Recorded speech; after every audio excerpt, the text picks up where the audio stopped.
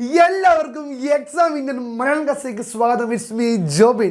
അപ്പോൾ പ്രിയപ്പെട്ട മക്കളെ, നമ്മുടെ മുത്തുമണികളെ, നമ്മൾ ഇന്ന് പഠിക്കാൻ പോകുന്നത് നമ്മുടെ 7ാം ക്ലാസ്സിൽ നമുക്ക് മനോഹരമായൊരു ചാപ്റ്റർ പഠിക്കാനുണ്ട്.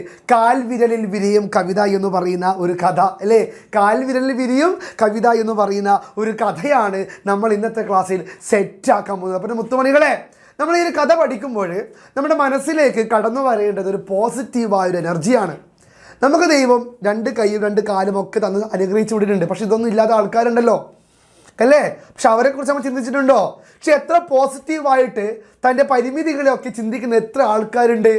തങ്ങൾക്ക് കൈയില്ലെങ്കിലും കാലില്ലെങ്കിലും കണ്ണ് കാണില്ലെങ്കിലും ചെവി കേൾക്കില്ലെങ്കിലും ഒരു പ്രയാസമില്ല. അവരൊക്കെ ആത്മവിശ്വാസത്തോടു കൂടി മുന്നോട്ടേക്ക് സഞ്ചരിച്ചു കൊണ്ടേയിരിക്കും. അത്തരത്തിൽ നമ്മുടെ വായനക്കാർക്ക്, പ്രത്യേകിച്ച് കുഞ്ഞുമക്കൾക്ക് ആത്മവിശ്വാസം തരുന്ന, ഉള്ളിൽ ജീവചൈതന്യം തരുന്ന, മുന്നോട്ടേക്ക് എല്ലാ പ്രശ്നങ്ങളെയും തോൽപ്പിച്ചുകൊണ്ട് കടന്നു പോകേണ്ട പ്രാധാന്യത്തെ വ്യക്തമാക്കുന്ന ഒരു മനോഹരമായ കഥയാണ് കാൽവിരലിൽ വിരിയും കവിത എന്ന് പറയുന്ന കഥ. പിന്നെ നമ്മൾ ഈ ഒരു ഇന്നത്തെ ക്ലാസ്സിൽ സെറ്റാക്കാൻ പോവുകയാണ്. മക്കൾ കൃത്യമായിട്ട് കേൾക്കുക. ഓക്കെ, അന്നുവരെ ഞാൻ എൻ്റെ ഭാരങ്ങളെക്കുറിച്ച് ചിന്തിച്ചുവോ? അല്ലെ, അന്ന് വരെ ഞാൻ എൻ്റെ ശരീരഭാഗങ്ങളെക്കുറിച്ച് ചിന്തിച്ചുവോ? ഇല്ല തന്നെ. എൻ്റെ ഇടതുകാലിനെ കുറിച്ചല്ലാതെ, അതിൻ്റെ വിരലുകളിൽ പിടിപ്പിച്ച ബ്രഷും പെൻസിലുമൊക്കെ കൊണ്ട് വരയ്ക്കുന്ന ചിത്രങ്ങളെക്കുറിച്ചല്ലാതെ. അല്ലേ, നമ്മുടെ ഈ ഒരു ആൺകുട്ടി, നമ്മുടെ ഈ കഥാനായകൻ പറയാണ്, കഥാനായകന് വയ്യ, അവന് കാല് വയ്യാത്തൊരു കുട്ടിയാണ്, നടക്കാൻ പറ്റാത്തൊരു കുട്ടിയാണ്, അവൻ്റെ കാല് മെലിഞ്ഞൊരു കാലാണ്. അപ്പോൾ ആ കുട്ടി പറയാണ്, ഞാൻ എൻ്റെ ഇടത് കാലിനെ കുറിച്ചല്ലാതെ അതിൻ്റെ വിരലുകളിൽ പിടിപ്പിച്ച കാല് കൊണ്ടാണ് അദ്ദേഹം ചിത്രം വരയ്ക്കുക. അപ്പോൾ ചിത്രം വരച്ചുകൊണ്ട് തൻ്റെ കഴിവിനെ മറ്റുള്ള മുമ്പിൽ അവതരിപ്പിച്ച, തൻ്റെ കഴിവ് കൊണ്ട് ലോകത്തിൽ തന്നെ അടയാളപ്പെടുത്താൻ ശ്രമിച്ച ഒരു ചെറുപ്പക്കാരൻ്റെ കുട്ടിയുടെ കഥയാണ് നമ്മൾ പഠിക്കാൻ പോകുന്നത് അല്ലേ? അപ്പോൾ കാൽവിരലിൽ കളർ ചായങ്ങൾ വെച്ചുകൊണ്ട്, നമ്മുടെ പെൻസിൽ വെച്ചുകൊണ്ട് നല്ല ചിത്രങ്ങൾ വരക്കുന്ന ഒരു പയ്യനെ കുറിച്ചാണ് നമ്മൾ ഈ പാഠത്തിൽ പഠിക്കാൻ പോകുന്നത്. അതും ചില ലാൻഡ്സ്കേപ്പുകൾ മാത്രം, ചില വരകൾ മാത്രമേ ആ കുട്ടി വരക്കാറുണ്ടായിരുന്നുള്ളൂ. അവ തന്നെ എത്ര വികൃതങ്ങളായിരുന്നു. വികൃതം വെച്ചാൽ ഭംഗിയില്ലാത്തതായിരുന്നു. അല്ലെ, ഞാൻ വരച്ച ചിത്രങ്ങളൊന്നും ഭംഗിയില്ലാത്തതായിരുന്നു എന്നാണ് ആ പയ്യൻ പറയുന്നത്. കറുത്തിരുണ്ട് ഉയർന്നു നിൽക്കുന്ന കൂമ്പാരക്കുന്നുകൾ, കനത്ത് പടരുന്ന പച്ചപ്പുകൾ, അവയ്ക്കരികിൽ ഒട്ടിച്ചു വെച്ച നീലക്കടൽ, ഒന്നും എന്നെ തൃപ്തിപ്പെടുത്തിയില്ല. അല്ലേ, അവ അധികം ഭംഗിയില്ലാത്ത ചിത്രങ്ങളാണ് താൻ വരയ്ക്കാറുള്ളത് എന്നൊരു വിശ്വാസക്കുറവ്, ആത്മവിശ്വാസക്കുറവ് ഒരു പയ്യനുണ്ടായിരുന്നു. അവന് ശരീരത്തിന് പരിമിതികൾ ഉണ്ടായിരുന്നു. കാല് വയ്യാത്ത, ശരീരഭാഗങ്ങൾ വയ്യാത്തൊരു കുട്ടിയായിരുന്നു. അപ്പോൾ അവൻ്റെ ചിത്രങ്ങളിൽ പ്രകൃതിയായിരുന്നു വിഷയം. വലിയ മലകളും കുന്നുകളും കടലുകളും വനങ്ങളും ഒക്കെയായിരുന്നു. അപ്പോൾ ആ ചിത്രം കൊള്ളില്ല, അത് ഭംഗിയില്ല എന്ന് വിചാരിച്ചവൻ ദിവസങ്ങൾ കടന്നു പോവുകയാണ്. പക്ഷേ അവൾ ഡെലാഹണ്ട്, എൻ്റെ കൂട്ടുകാരി എത്തിയപ്പോൾ ഡെലാഹണ്ട് അല്ല ഡെല്ലു, ഡെല്ലില്ലോ ഡെല്ലുല്ലു എൻഡില്ലീഷനോ ഡെല്ലുല്ലോ ഡെല്ലില്ലോ ഡെല്ലുള്ളു എൻഡില്ലേ ഡെല്ലു, ആ പാട്ട് കേട്ടിട്ട് അതേപോലെ കൂട്ടുകാരി ഡെല്ലിലു പോലെ ഒരു പൂക്കിയായ കൂട്ടുകാരി നമ്മുടെ ഈ കൊച്ചു പയ്യനും ഉണ്ട്, കൊച്ചു ബാലകനും ഉണ്ട്. എന്നാണ് പേര്, ഡെലാഹണ്ട്. എൻ്റെ കൂട്ടുകാരി എത്തിയപ്പോൾ എൻ്റെ ചിത്രങ്ങളെ പുകഴ്ത്തി പറഞ്ഞപ്പോൾ, അതിൻ്റെ ഓരോ വിശദാംശത്തെയും മാസ്റ്റർ പീസുകളാക്കി എണ്ണിയപ്പോൾ എൻ്റെ ഹൃദയതാളം ഉയരുന്നത് ആദ്യമായി ഞാൻ കേട്ടു. അല്ലേ, ഈ കുട്ടിയുടെ പെൺസുഹൃത്താണ്, ഒരു കുഞ്ഞു ബാലികയാണ് ഡെലാഹണ്ട്, ഡെലു അല്ലേ. അവൾ ഈ പയ്യൻ വരച്ച ചിത്രത്തിനെ മാരകമായിട്ട് പ്രോത്സാഹിപ്പിക്കും. അല്ല മക്കളെ, ഈ കുട്ടി വരച്ച ചിത്രത്തിനെ ഈ പെൺകുട്ടി ഡെലാഹണ്ട്, സൂപ്പർ, എന്താ ദൈവമേ എന്ത് സൂപ്പർ ചിത്രം നീ വരച്ചത്, അടിപൊളി ചിത്രം, എനിക്കിഷ്ടമായി എന്ന് പറഞ്ഞ് ഈ ഡെലാഹണ്ട് ഈ പയ്യൻ വരച്ച ചിത്രത്തിനെ ഇങ്ങനെ പ്രോത്സാഹിപ്പിക്കും. അത്രയും നല്ല സൗഹൃദം. അപ്പം മക്കളെ, ഈ ഒരു പാഠം പഠിക്കുമ്പോൾ ഫ്രണ്ട്ഷിപ്പിനെ കുറിച്ച് നമ്മൾ പഠിക്കേണ്ടതായിട്ടുണ്ട്. സൗഹൃദ ബന്ധം, സുഹൃത്ത് ബന്ധത്തെ കുറിച്ച് പഠിക്കണം. ഈ കാലിന് വയ്യാത്ത ഈ ആൺകുട്ടിക്ക് എല്ലാം തികഞ്ഞ നല്ല പ്രോത്സാഹിപ്പിക്കുന്ന, മനസ്സിൽ നന്മയുള്ള ഡെലാഹണ്ട് എന്ന് പറഞ്ഞ ഒരു പെൺകുട്ടി സുഹൃത്തുണ്ട്. അവൾ ഈ കൂട്ടുകാരൻ വരച്ച ചിത്രത്തിനെ പ്രോത്സാഹിപ്പിക്കുകയാണ്. സൂപ്പർ ചിത്രം, അടിപൊളി, നീ ഇനിയും വരക്കണമെന്ന് പ്രോത്സാഹിപ്പിക്കുകയാണ്. അപ്പോൾ അവൾക്ക് വേണ്ടി ചിത്രങ്ങൾ വരയ്ക്കാൻ തുടങ്ങി. അവൻ്റെ ജീവിതത്തിൽ അവന് കിട്ടുന്ന ഒരേ ഒരു പ്രോത്സാഹനം ഒരു അച്ഛനും അമ്മയും അല്ലാതെ മറ്റൊരാൾ പ്രോത്സാഹിപ്പിക്കുന്നത് അവൻ്റെ കൂട്ടുകാരിയായ ഡെലാഹണ്ടാണ്. അതെന്നും തുടിച്ചിരുന്നു എന്നറിഞ്ഞു. എപ്പോഴും തുടിച്ച വർത്തമാനത്തിൽ അവൾ അവനെ പ്രോത്സാഹിപ്പിച്ചു കൊണ്ടേയിരിക്കും. എൻ്റെ ചിത്രങ്ങൾ എൻ്റെ മാത്രം തൃപ്തിക്കു വേണ്ടി, ആഹ്ലാദത്തിന് വേണ്ടിയുള്ളതല്ല, അത് എന്നേക്കാൾ മറ്റൊരാൾക്ക് ആനന്ദം നൽകുന്നതാണ്. അപ്പം മറ്റൊരാൾക്ക് ആനന്ദം കൊടുക്കുന്ന ചിത്രങ്ങളാണ് തൻ്റേത് ചിന്ത അയാൾക്ക് വന്നു, ആ കുട്ടിക്ക് വന്നു. ഞാൻ ചിത്രം വരയ്ക്കുമ്പോൾ അതെനിക്ക് മാത്രമല്ല എൻ്റെ കൂടെയുള്ള ആൾക്കാർക്കും ആനന്ദം ഉണ്ടാകണമെന്ന ചിന്തയിലായി നമ്മുടെ പ്രിയപ്പെട്ട ബാലൻ. ആത്മവിശ്വാസം വർദ്ധിച്ചു, ആ ബാലകൻ്റെ ആത്മവിശ്വാസം വർദ്ധിച്ചു, അവന് കോൺഫിഡൻ്റായി. എനിക്കും എൻ്റെ ചിത്രങ്ങൾക്കും പ്രാധാന്യമുണ്ട്. ഞാനും മറ്റുള്ളവർക്ക് കൂടി ഉപയോഗപ്പെടുന്ന ഒരു വ്യക്തിയാണ് അല്ലേ. അപ്പോൾ എൻ്റെ ചിത്രങ്ങൾക്ക് പ്രാധാന്യമുണ്ട് എന്ന ബാലം ചിന്തിക്കാൻ തുടങ്ങി. കാരണം എന്താണ്, ഈ ഡെലാഹ ഉണ്ടെന്ന് പറഞ്ഞ കൂട്ടുകാരി ഇവൻ്റെ ചിത്രത്തിനെ പ്രോത്സാഹിപ്പിച്ചു. സൂപ്പർ ചിത്രം, അടിപൊളി ചിത്രം എന്ന് പറഞ്ഞപ്പോൾ അവന് ഒരു ആത്മവിശ്വാസം വന്നു. ഈ പയ്യൻ വീണ്ടും ചിത്രങ്ങൾ വരയ്ക്കാൻ തുടങ്ങി. അത് തനിക്ക് വേണ്ടി മാത്രമല്ല, തന്നെ സ്നേഹിക്കുന്നവർക്കും എന്ത് വേണം, ആ ചിത്രത്തിനെ കൊണ്ട് ഉപകാരമുണ്ട് എന്ന ചിന്ത ആ പയ്യൻ്റെ ഉള്ളിൽ കടന്നു വരാൻ തുടങ്ങി. മറ്റുള്ളവർക്ക് കൂടി ഞാൻ ഉപയോഗപ്പെടുന്ന വ്യക്തിയാണ് അല്ലേ, ഭൂമിക്ക് ഭാരമായ വ്യക്തിയാണ് ഞാനെന്ന് ചിന്തിച്ച പയ്യൻ പിന്നീട് ചിന്തിക്കുകയാണ്, ഞാൻ ഭൂമിക്ക് ഭാരമല്ല, എന്നെക്കൊണ്ടും മറ്റുള്ളവർക്ക് ഉപകാരമുണ്ട്, ഞാൻ നല്ല പോലെ ചിത്രം വരയ്ക്കുമെന്ന ചിന്ത അവൻ ആ കൂട്ടുകാരിൽ നിന്നും കിട്ടിയെന്ന് പറയുന്നു. ബ്രഷുകളും പെൻസിലുകളും ചായങ്ങളുമൊക്കെ നിലത്ത് ക്രമീകരിച്ചു വെച്ചു. അതൊക്കെ ഞാൻ തന്നെ ചെയ്യണം. അക്കാര്യത്തിൽ കുടുംബാംഗങ്ങളെ ആശ്രയിച്ചാൽ ശരിയാവില്ല. അവരെ ഞാൻ കുറ്റപ്പെടുത്തുകയില്ല. അയ്യോ അല്ലേ, കുടുംബാംഗങ്ങളെന്നും ഞാൻ കുറ്റപ്പെടുത്തില്ല എന്നാ പറയണേ. ഈ ബ്രഷും പെയിൻറ്റൊക്കെ ഞാൻ തന്നെ, ഈ കുട്ടി തന്നെയാണ് ചെയ്യുക. പക്ഷേ കുടുംബാംഗങ്ങൾ ഒരിക്കലും കുറ്റം പറയില്ല. കാരണം കുടുംബാംഗങ്ങളാണ്, അച്ഛനും അമ്മയുമാണ് ഇവനെ പൊന്നുപോലെ നോക്കി കൊണ്ടുപോകുന്നത്. എനിക്കത് കഴിയില്ലല്ലോ, എനിക്ക് എൻ്റെ കുടുംബത്തിന് കുറ്റം പറയാൻ കഴിയില്ലല്ലോ. സെറിബൽ പാൾസി എന്ന ക്രൂരൻ അല്ലേ, സെറിബൽ പാൾസി എന്ന് പറയുന്ന രോഗമാണ് കുട്ടിക്ക് വന്നത്. നടക്കാൻ പറ്റില്ല എന്ന ക്രൂരൻ എന്നെ കീഴ്പ്പെടുത്തി ശാരീരിക ചലനങ്ങളെയെല്ലാം തളർത്തിയപ്പോഴും ആശുപത്രിയിൽ തന്നെ കഴിയണമെന്ന ഡോക്ടർമാരുടെ നിർദ്ദേശം അവഗണിച്ച് എന്നെ പരിചരിക്കുന്ന അമ്മയെയും അച്ഛനെയും കുറ്റപ്പെടുത്തുക ഇല്ല അല്ലേ. എനിക്ക് സെറിബ്രൽ പാൾസി എന്ന് പറയുന്ന രോഗമാണ്, നടക്കാൻ പറ്റില്ല. പക്ഷെ എന്നാലും ഞാൻ രോഗമുണ്ടായാലും ഞാൻ അതിനൊക്കെ അവഗണിച്ചുകൊണ്ട് മുന്നോട്ടേക്ക് പോയിക്കൊണ്ടേയിരിക്കും. ഈ രോഗം എനിക്ക് വന്നിട്ടും എന്നെ സപ്പോർട്ട് ചെയ്തത് എൻ്റെ അച്ഛനും അമ്മയാണ്. അതുകൊണ്ട് ഒരിക്കലും എൻ്റെ അച്ഛനും അമ്മയെ കുറ്റം പറയാൻ പറ്റില്ല എന്ന് ഈ പിഞ്ചു ബാലൻ പറയാണ്. അപ്പം നമുക്ക് എന്ത് പ്രയാസം വന്നാൽ നമ്മുടെ കുടുംബം നമ്മളെ കൂടെ നിൽക്കുമല്ലോ മക്കളെ, നമ്മുടെ കുടുംബമാണ് നമ്മുടെ കൂടെ നിൽക്കുക. അതുകൊണ്ട് നമ്മുടെ കുടുംബത്തെ ഇങ്ങനെ ചേർത്ത് പിടിക്കണം. നമ്മുടെ കുടുംബത്തെ നമ്മളിങ്ങനെ മാറോട് ചേർത്ത് പിടിക്കണമെന്നാണ് പറയുന്നത്. ഇല്ല, അതല്ല ഞാൻ ഉദ്ദേശിച്ചത്. എൻ്റെ ചിത്രങ്ങൾ ഇഷ്ടത്തിനനുസരിച്ച് കൂടുതൽ മികവോടെ ചെയ്യാൻ ഞാൻ തന്നെ അവ ക്രമപ്പെടുത്തി വയ്ക്കണം അല്ലേ. എൻ്റെ ചിത്രങ്ങൾ നല്ല വൃത്തിയായി ക്രമപ്പെടുത്തി വെക്കണമെങ്കിൽ ഞാൻ തന്നെ ചെയ്യണം. അതുകൊണ്ടാണ് ഞാൻ മറ്റുള്ളവരെ ആശ്രയിക്കാത്തത് എന്താണ് ഈ പിഞ്ചുബാലൻ പറയുന്നത്. അച്ഛൻ എന്നെ എടുത്ത് അവയ്ക്ക് നടുവിൽ ഇരുത്തും അല്ലേ. അച്ഛൻ എന്നെ എടുത്ത് അവയുടെ നടുവിൽ ഇരുത്തും എന്നാണ് പറയുന്നത്. അച്ഛൻ എന്നെ എടുത്ത് അവയുടെ നടുവിൽ ഇരുത്തും. അന്നൊരിക്കലാണ് സൺഡേ ഇൻഡിപെൻഡൻറ്റിലെ പേജുകൾ ഇടങ്കാൽ കൊണ്ട് മറിക്കുമ്പോൾ ആ അറിയിപ്പ് കണ്ടത്. അപ്പോൾ ഒരു ദിവസം അവൻ പത്രം എടുത്ത് ഇങ്ങനെ മറിക്കുമ്പോൾ ഒരു അറിയിപ്പ് കണ്ടു. അറിയിപ്പ് എന്താണ്? 12നും 16നും ഇടയിലുള്ള കുട്ടികൾക്ക് വേണ്ടി നടത്തുന്ന ഒരു പെയിൻറ്റിംഗ് മത്സരത്തെക്കുറിച്ചായിരുന്നു അത്. അപ്പോൾ 12നും 16നും വയസ്സിനിടയിലുള്ള കുട്ടികൾക്ക് വേണ്ടി നടത്തുന്ന ഒരു പെയിൻറ്റിംഗ് കോമ്പറ്റീഷനെ കുറിച്ചുള്ള വാർത്ത അവൻ കണ്ടു അല്ലേ. ഈ 12നും 16 വയസ്സിനിടയിലുള്ള കുട്ടികൾക്ക് വേണ്ടി നടത്തുന്ന പെയിൻറ്റിംഗ് കോമ്പറ്റീഷൻ, ചിത്രകലാ മത്സരത്തിൻ്റെ വാർത്ത അവൻ കാണുകയാണ്. സിൻഡ്രല്ല തൻ്റെ രാജകുമാരനൊത്ത് നൃത്തം ചെയ്യുന്ന ഒരു ബ്ലാക്ക് ആൻഡ് വൈറ്റ് ചിത്രം. അപ്പം എന്താ കളിക്കേണ്ടത്? സിൻഡ്രല്ല അല്ലേ. സിൻഡ്രല്ല രാജകുമാരനൊത്ത് ഡാൻസ് കളിക്കുന്ന ചിത്രമാണ് വരയ്ക്കേണ്ടത് അല്ലേ. അപ്പോൾ സിൻഡ്രല്ല രാജകുമാരനൊത്ത് ഡാൻസ് കളിക്കുന്ന ചിത്രം വരയ്ക്കണമെന്നായിരുന്നു വിഷയം. അതായിരുന്നു ബ്ലാക്ക് ആൻഡ് വൈറ്റ് ചിത്രം വരയ്ക്കണം, അതായിരുന്നു വിഷയം. അവർക്ക് ചുറ്റും മറ്റു നർത്തകരുമുണ്ട്. ഇപ്പം സിൻഡ്രല്ല രാജകുമാരനും ഇങ്ങനെ ഡാൻസ് കളിക്കുമ്പോൾ അവർക്ക് ചുറ്റും ആരുണ്ട് മക്കളെ? മറ്റു നർത്തകരുമുണ്ട്. ഇപ്പം ഈ ഒരു വിഷയം ഒരു ക്യാൻവാസിൽ വരക്കണം, അതായിരുന്നു ഈ ചിത്ര മത്സരത്തിൻ്റെ ടോപ്പിക് എന്ന് പറയുന്നത്. ആ ചിത്രമാണ് പെയിൻറ്റ് ചെയ്യേണ്ടത്. 12 വയസ്സ് കഴിഞ്ഞ് ഏറെ കാലമാകാത്ത എനിക്ക് മത്സരത്തിൽ പങ്കെടുക്കാം. അപ്പോൾ 12 വയസ്സ് കഴിഞ്ഞ് നമ്മുടെ കൊച്ചു ബാലനും മത്സരത്തിൽ പങ്കെടുക്കാവുന്നതാണ്. ശരരാന്ത്രകൾക്ക് കീഴെ നൃത്തം ചെയ്യുന്ന സിൻഡ്രല്ല എൻ്റെ മനസ്സിൽ നിറഞ്ഞു അല്ലേ. ശരരാന്ത്രകൾക്ക് കീഴെ നൃത്തം ചെയ്യുന്ന സിൻഡ്രല്ല, അതാണ് അവൻ്റെ ഭാവനയുടെ ചിത്രം. പെയിൻറ്റ് ചെയ്യാൻ പോകുന്ന ചിത്രം ഞാൻ മനസ്സിൽ കണ്ടു.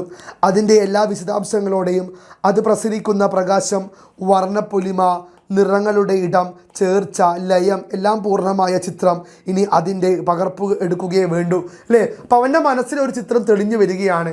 ആ മനസ്സിൽ തെളിഞ്ഞ ചിത്രം അവനിതാ ആ ക്യാൻവാസിലേക്ക് വരയ്ക്കാൻ ഒരുങ്ങാൻ പോവുകയാണ്. അപ്പോൾ അവൻ്റെ മനസ്സിൽ തെളിഞ്ഞ ചിത്രമാണ് അവൻ അവിടെ വരയ്ക്കാൻ പോകുന്നത്.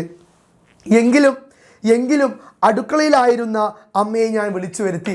അമ്മേ എന്നാ കുട്ടി വിളിച്ചു. പത്രത്തിലെ അറിയിപ്പ് കാണിച്ചു കൊടുത്തു. ചെയ്തു നോക്ക് അമ്മ പറഞ്ഞു. ഏറ്റവും മികവാർന്ന ചിത്രമാകണമെന്നുമില്ലല്ലോ, ശ്രമിച്ചു നോക്കല്ലേ. അമ്മ അവനെ പ്രോത്സാഹിപ്പിക്കുക. ആ അമ്മയോട് പറഞ്ഞു, അമ്മേ ഞാനിതാ ഒരു ചിത്രം വരയ്ക്കാൻ പോവുകയാണ് അമ്മേ എന്ന് പറഞ്ഞു. അപ്പോൾ അമ്മ അവനെ പ്രോത്സാഹിപ്പിച്ചു. സൂപ്പർ, നീ വരച്ചോ, നീക്ക് എന്തായാലും കിട്ടുമെന്ന് അമ്മ പ്രോത്സാഹിപ്പിച്ചു അല്ലേ. പ്രപഞ്ചത്തിൽ അമ്മയേക്കാൾ വലിയ പോരാളി മറ്റാരുമില്ല എന്ന് KGF റോക്കി ബായി പറയുന്നുണ്ട്. തന്താനേ താനേ താനെന്നാനേ നാനേ നാനേ നേ എന്ന പോലെ അമ്മ അവനെ പ്രോത്സാഹിപ്പിച്ചു. സൂപ്പർടാ, ചുട്ടുമണി നീ വരക്ക് ചുട്ടുമണി എന്ന് പറഞ്ഞ് അമ്മ കൊച്ചുബാലനെ പ്രോത്സാഹിപ്പിക്കുകയാണ്. അന്ന് ഉച്ച കഴിഞ്ഞപ്പോഴേക്കും പെയിൻറ്റിങ് അവൻ പൂർത്തിയാക്കി.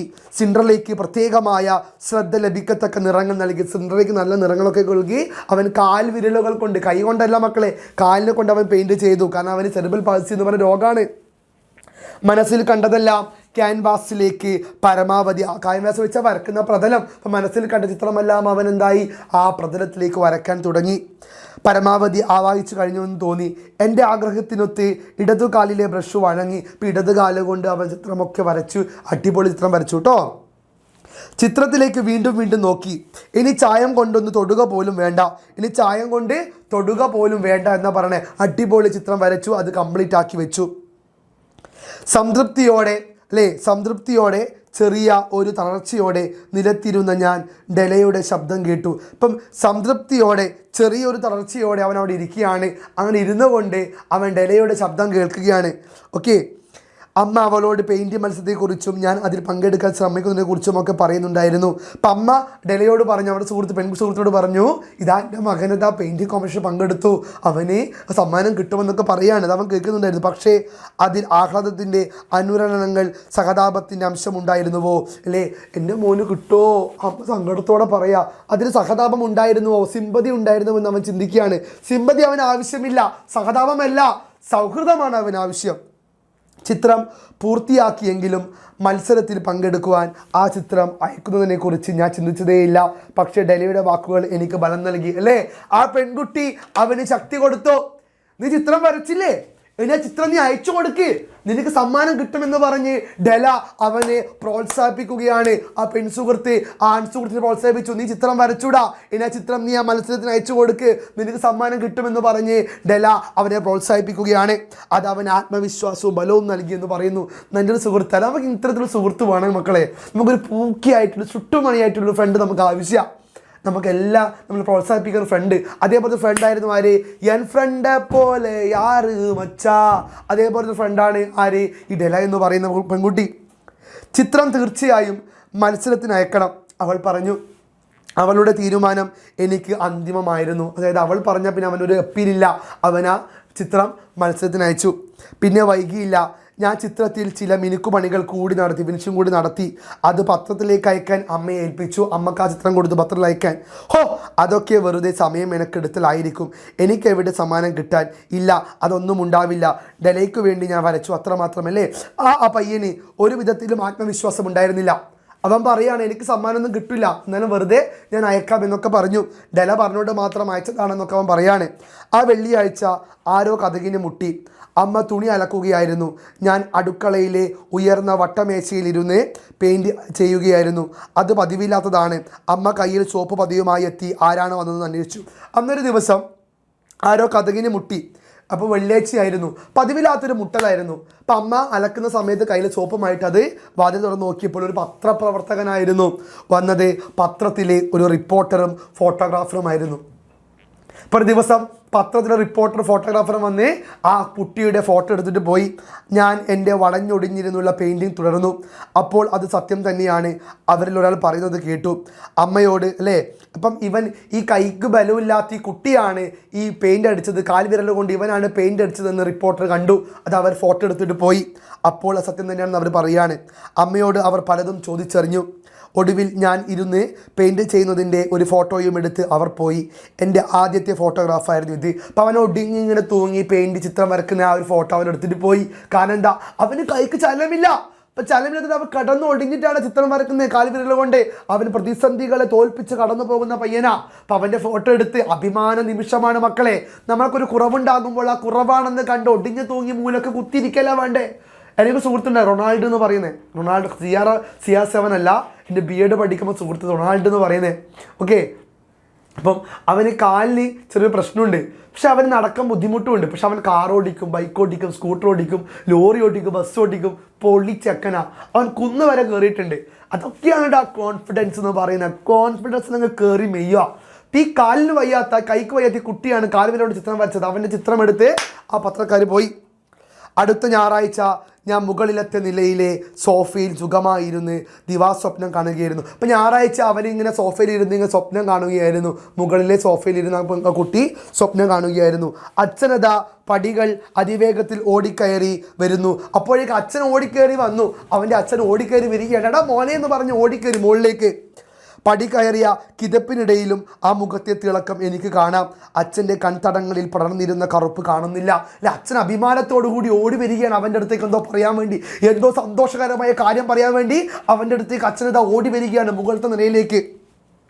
അച്ഛൻ എന്നെ പൊക്കിയെടുത്ത് ഏതാണ്ട് ഇരിക്കുന്ന അവസ്ഥയിലാക്കി. അച്ഛൻ അവനെ പൊക്കിയെടുത്ത് ഇരിക്കുന്ന അവസ്ഥയിലാക്കി വെച്ചിട്ട് അച്ഛൻ പറയാണ്, നോക്ക് നോക്ക് എടാ നീ നേടി നോക്കിടാ മോനെ. അല്ലേ, നമ്മുടെ വേൾഡ് കപ്പിൽ ക്രിസ്ത്യാനോ റൊണാൾഡോ ഗോൾ അടിച്ചപ്പോൾ ഷൈജു ദാമോദരൻ പറഞ്ഞ കമന്റ് ചെയ്യുന്നുണ്ട്, എന്താണ് നിങ്ങളിത് കാണുക, why this man called genius, അടയാളപ്പെടുത്തുക കാലമേ, നിങ്ങളിത് കാണുക, what a goal, what a performance എന്ന് പറഞ്ഞ് ഷൈജു ദാമോദരൻ CR7 ഗോളിനെ പറയുന്നുണ്ട്.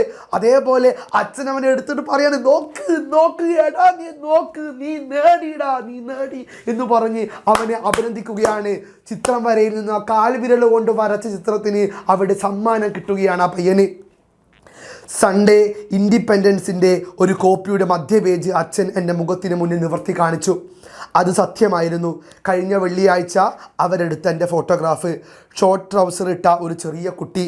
അവൻ്റെ മെലിഞ്ഞ കാലുകൾ അരയ്ക്കു താഴെ പിണഞ്ഞു കിടക്കുന്നു. ചലനശേഷിയില്ലാത്ത കൈകൾ ശരീരത്തിൻ്റെ ഇരുവശത്തും പിണഞ്ഞൊട്ടി നിൽക്കുന്നു. അല്ലേ, ചലനശേഷിയില്ലാത്ത ഒരു ബാലനാണിടാ ആ മനോഹരമായ ചിത്രം വരച്ചത്. തൻ്റെ പോരായ്മകളെപ്പോലും തോൽപ്പിച്ചുകൊണ്ട് അവൻ വിജയത്തിലേക്ക് എത്തിയെന്നാണ് ഈ വരയിലൂടെ നമ്മൾ കാണാൻ സാധിക്കുന്നത്. അച്ഛൻ എന്നെ താഴത്തെ നിലയിൽ എല്ലാവരും ഇരിക്കുന്നിടത്തേക്ക് എടുത്തുകൊണ്ടുവന്നു. എൻ്റെ വിജയത്തെക്കുറിച്ച് ആഹ്ലാദത്തോടെ സംസാരിച്ചു കൊണ്ടിരുന്നവർ പെട്ടെന്ന് നിശബ്ദരായി. പിന്നെ ആഹ്ലാദത്തിൻ്റെ കയ്യടി ഉയർന്നു. അമ്മ കയ്യിലിരുന്ന കാപ്പിപ്പാത്രം നിലത്തിട്ട് ഓടി വന്ന് എന്നെ കെട്ടിപ്പിടിച്ചു. കരച്ചിലും ചിരിയും ചേർന്ന ശബ്ദത്തിൽ മോനെ എന്ന വിളിയോടെ അമ്മ ഓടി വന്ന് അവനെ കെട്ടിപ്പിടിക്കുകയാണ്. എന്നിട്ട് വിളിക്കുകയാണ്, മോനെ എന്ന് അമ്മ വിളിക്കുകയാണ്. അമ്മയുടെ വിളിയിൽ ആ സ്നേഹം കാണാൻ സാധിക്കുന്നുണ്ടായിരുന്നു. തെരുതിരെ ഇരു കവിളുകളിലും ഉമ്മ വെച്ചു. അമ്മ മാറി മാറി അവന് ഉമ്മ വയ്ക്കുകയാണ്. അല്പം അകലെ നിന്ന് തൃപ്തിയോടെ എല്ലാം നോക്കിക്കണ്ട് കണ്ണ് നിറയ്ക്കുന്ന ഡലയുടെ നേർക്ക് ഓടിച്ചെന്ന് നന്ദി പറയാൻ എനിക്ക് കഴിയുന്നില്ലല്ലോ. അല്ലേ മക്കളെ, എന്താ പറയുന്നേ? എല്ലാവരും മാറി മാറി അവനെ ഉമ്മ വെച്ചു, അവനെ സന്തോഷിപ്പിച്ചു. പക്ഷെ അവൻ കണ്ണു പഞ്ഞ എവിടത്തേക്കാണ്? അവൻ്റെ കൂട്ടുകാരിയായ ഡെലയുടെ അടുത്തേക്കാണ്. അല്ലേ, അവൻ്റെ അച്ഛനും അമ്മയും സ്വന്തക്കാരും കുടുംബക്കാരും അവനെ എടുത്തുയർത്തി. പക്ഷെ അവൻ്റെ കണ്ണ് തിരിഞ്ഞത് അവൻ അന്വേഷിച്ച ആരെയാണ് മക്കളെ? ആരെയാണ്? ഡെലയാണ്. അവന് ആത്മവിശ്വാസം പകർന്ന, അവനെ ചേർത്ത് നിർത്തിയ അവൻ്റെ ആത്മാർത്ഥ സുഹൃത്തായ ഡെലയെ നേർക്ക് ഓടിച്ചെന്ന് നന്ദി പറയാൻ എനിക്ക് കഴിയില്ലെന്ന സങ്കടവും അവനുണ്ടായിരുന്നു. അല്ലേ, പത്രത്തിൽ ഒരു കുട്ടി, അല്ലേ, മൈ ലൈഫ് ഫുഡ് എന്ന് പറയുന്ന ക്രിസ്റ്റി ബ്രൗണിൻ്റെ കഥയാണ് ഇവിടെ വിവർത്തനം ചെയ്തത്. അല്ലേ, കാൽവിരലിൽ വിരിയും കവിത. അപ്പം കാലിന് വയ്യാത്തൊരു കുട്ടി, അവൻ ആദ്യമായി അവാർഡുകൾ വാങ്ങുന്നു. ഇപ്പം നമുക്ക് പരിമിതികൾ ഉണ്ടാകും, പക്ഷെ അതിനൊക്കെ നമ്മൾ വിജയിച്ച് കടന്നു പോകണമെന്ന വലിയ മാതൃകയാണ് ഈ കഥ നമുക്ക് തരുന്ന സന്ദേശം എന്ന് പറയുന്നത്. ഇനി നമുക്ക് ഈ കഥയിലെ പ്രധാന ചോദ്യങ്ങൾ പഠിക്കാം. എൻ്റെ ഹൃദയതാളം ഉയരുന്നത് ആദ്യമായി ഞാൻ കേട്ടു. എപ്പോഴാണ് ഹൃദയതാളം ഉയരുന്നത്? അല്ലേ, എപ്പോഴാണ് ഈ കുട്ടിയുടെ ഹൃദയതാളം ഉയർന്നത് എന്നാണ് ചോദ്യം. നോക്കാം നമുക്ക്. സെറിബ്രൽ പാൾസി ബാധിച്ച ക്രിസ്റ്റി ബ്രൗണ്, അപ്പം അദ്ദേഹത്തിൻ്റെ അനുഭവമാണ്. ക്രിസ്റ്റി ബ്രൗണിന് താൻ ഇടതുകാൽ കൊണ്ട് വരച്ച ചിത്രങ്ങളെക്കുറിച്ച് ഒട്ടും തന്നെ മതിപ്പില്ലായിരുന്നു. എന്നാൽ അവൻ്റെ കൂട്ടുകാരിയായി എത്തിയ ഡെലാ കണ്ട് എൻ്റെ ചിത്രങ്ങളെ പുകഴ്ത്തി പറഞ്ഞപ്പോൾ അതിൻ്റെ ഓരോ വിശദാംശത്തെയും മാസ്റ്റർ പീസുകളായി എണ്ണത്തിട്ടപ്പെടുത്തപ്പോൾ എൻ്റെ ഹൃദയതാളം ആദ്യമായി ഉയരുന്നത് ക്രിസ്റ്റി കേട്ടു. അല്ലേ, അപ്പോൾ ആ ഡെലയുടെ ഒരു ആത്മാർത്ഥമായ ഇടപെടലായിരുന്നു, പരിചരണമായിരുന്നു അവൻ്റെ വിജയം നേടിയെടുക്കാൻ സാധിച്ചത് എന്ന് പറയുന്നത്. അടുത്ത ചോദ്യം, സൺഡേ ഇൻഡിപെൻഡൻറ്റ് എന്ന പത്രത്തിൽ ഏത് മത്സരത്തെക്കുറിച്ചുള്ള വാർത്തയാണ് ക്രിസ്റ്റി കണ്ടത്? അല്ലേ, ഏത് മത്സരത്തെക്കുറിച്ചുള്ള വാർത്തയാണ് ക്രിസ്റ്റി കണ്ടത് ആ പത്രത്തിൽ? നോക്കാം നമുക്ക്. 12-നും 16-നും ഇടയിലുള്ള കുട്ടികൾക്ക് വേണ്ടി നടത്തുന്ന ഒരു പെയിൻറ്റിംഗ് മത്സരത്തെക്കുറിച്ചുള്ള വാർത്തയാണ് അവൻ കണ്ടത്. സിൻഡ്രല്ല തൻ്റെ രാജകുമാരനൊത്ത് നൃത്തം ചെയ്യുന്ന ഒരു ബ്ലാക്ക് ആൻഡ് വൈറ്റ് ചിത്രമാണ് പെയിൻറ്റ് ചെയ്യേണ്ടത്. സിൻഡ്രല്ലയും രാജകുമാരനും ചുറ്റും മറ്റ് നർത്തകരുമുണ്ട്. അല്ലേ, ഇപ്പോൾ സൺഡേ സപ്ലിമെൻറ്റിൽ വന്ന ആ ഒരു വാർത്ത, സിൻഡ്രലയും രാജകുമാരനും മറ്റ് നർത്തകരും നൃത്തം ചെയ്യുന്ന ആ ഒരു കാഴ്ചയാണ് വരച്ച് കാണിക്കേണ്ടത് എന്ന വാർത്തയാണ് അവൻ കണ്ടത്. അപ്പം അതാണ് അവൻ മനോഹരമായി വരച്ച് കാണിക്കുന്നതും അവിടുത്തെ ആൾക്കാർ കാണുന്നതും. അത്തരത്തിൽ മനോഹരമായ ഒരു ചിത്രം വരച്ച് അഭിമാനാർഹമായ നേട്ടം കൈവരിക്കാൻ ആ പോരായ്മയുള്ള അംഗവൈകല്യമുള്ള ആ കുട്ടിക്ക് സാധിക്കുന്നുണ്ടെങ്കിൽ നമുക്കുമെല്ലാം സാധിക്കുമെന്ന ആത്മവിശ്വാസം കൂടി പാഠഭാഗം നമുക്ക് തരുന്നുണ്ട്. അടുത്തൊരു ചോദ്യം, ആ വെള്ളിയാഴ്ച ആരോ കതകിന് മുട്ടി. ആരാണ് വന്നത്? എന്തിനായിരുന്നു അവർ വന്നത്? ആരാണ് വെള്ളിയാഴ്ച വന്ന് കതകിന് മുട്ടിയത് എന്നാണ് ചോദ്യം. നോക്കാം നമുക്ക്. സൺഡേ ഇൻഡിപെൻഡൻറ്റ് പത്രത്തിലെ റിപ്പോർട്ടറും ഫോട്ടോഗ്രാഫറുമായിരുന്നു വന്നത് അല്ലേ. ഇപ്പോൾ സൺഡേ ഇൻഡിപെൻഡൻറ്റ് പത്രത്തിലെ റിപ്പോർട്ടറും ഫോട്ടോഗ്രാഫറും വന്ന് ആ കതകിന് മുട്ടി. എന്തിനാണ്?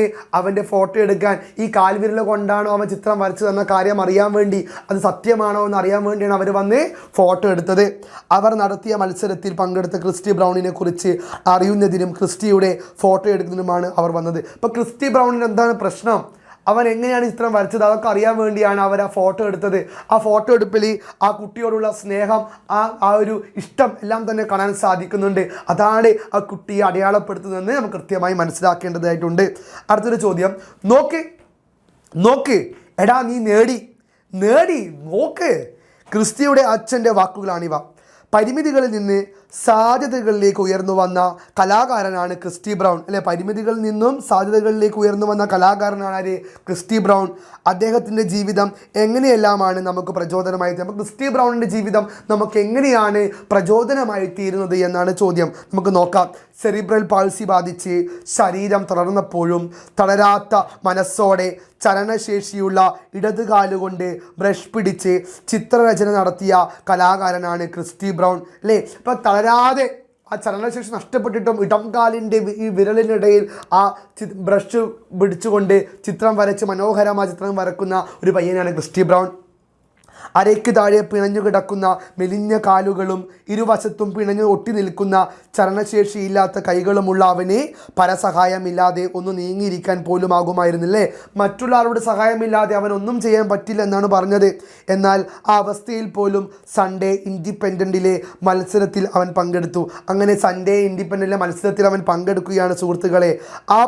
ആ പത്രത്തിൻ്റെ റിപ്പോർട്ടർ അന്വേഷിച്ചെത്തിയതും അവൻ്റെ ഫോട്ടോഗ്രാഫ് പത്രത്തിൽ വന്നതും അവൻ്റെ ചിത്രകലാ പാടവത്തിനും കഠിനാധ്വാനത്തിന് ലഭിച്ച അംഗീകാരമാണ്. അപ്പോൾ അവിടെ ചിത്രകലയ്ക്കും കഠിനാധ്വാനത്തിന് ലഭിച്ച അംഗീകാരമായിട്ടാണ് ഇത് നമുക്ക് കാണാനായി സാധിക്കുക. ചെറിയ പരിമിതികളിൽ പോലും പരാതിപ്പെട്ട് പിന്തിരിയുന്നവരാണ് നാം പലപ്പോഴും അല്ലേ. ചെറിയ പരാതികളിൽ പോലും നമ്മൾ പരാതിപ്പെട്ട് പിന്തിരിയരുണ്ട്. അപ്പോഴാണ് ക്രിസ്റ്റി ബ്രൗൺ നമുക്കൊരു മാതൃകയായി കടന്നു വരുന്നത്. നമ്മൾ പരാജയപ്പെട്ട് മുന്നോട്ട് പോകാൻ പാടില്ല, നമ്മൾ പിന്നോട്ട് പോകുമ്പോൾ മുന്നോട്ടേക്ക് തന്നെ പോകണമെന്ന്. കരുത്തുള്ള ശരീരത്തിൽ തളർന്ന മനസ്സോടെ നിൽക്കുന്ന നമുക്ക് തളർന്ന ശരീരത്തിലെ കരുത്തും മനസ്സിനുടയുമായ ക്രിസ്റ്റി ബ്രൗണിയുടെ ജീവിതം ഒരു മാതൃക തന്നെയാണ്. അതുകൊണ്ട് തന്നെ ക്രിസ്റ്റി ബ്രൗണിയുടെ ജീവിതം ഒരു മാതൃകയാണെന്ന് പറയാൻ സാധിക്കും. തളരാതെ മുന്നോട്ടേക്ക് നടന്നു കൊണ്ടുപോയി ണ്ടേയിരിക്കുക, നമ്മുടെ വിജയത്തിലേക്ക് എത്തുമെന്ന് നമ്മെ പഠിപ്പിക്കുന്ന ക്രിസ്റ്റി ബ്രൗണിൻ്റെ ജീവിതം ഒരു മാതൃകയാണ്, നമ്മെ പഠിപ്പിക്കുകയാണ് ഈ പാഠഭാഗത്തിലൂടെ. അതുകൊണ്ട് തന്നെ നമുക്ക് നമ്മുടെ നേട്ടങ്ങളിലൂടെ വലിയ വലിയ സാധ്യതകളിലേക്ക് എത്താൻ പറ്റുമെന്ന് നമ്മെ പഠിപ്പിക്കുന്ന മനോഹരമായ ചാപ്റ്ററാണ് മക്കളെ, കുഞ്ഞുമക്കളെ, ഏത് മക്കളെ, കാൽവിരലിൽ വിരിയുന്ന കവിത. അപ്പോൾ പാഠം മനസ്സിലായില്ലേ? ചോദ്യങ്ങൾ മനസ്സിലായില്ലേ? ഇനി നമുക്ക് കൃത്യമായി പരീക്ഷയ്ക്ക് ഒരുങ്ങാം, കൃത്യമായി പഠിക്കുക. എൻ്റെ എല്ലാ കുഞ്ഞുമക്കൾക്കും എല്ലാവിധ ആശംസകളും ജോബിൻ സാർ നേരുകയാണ്. It's me Jobin from Examiner. By.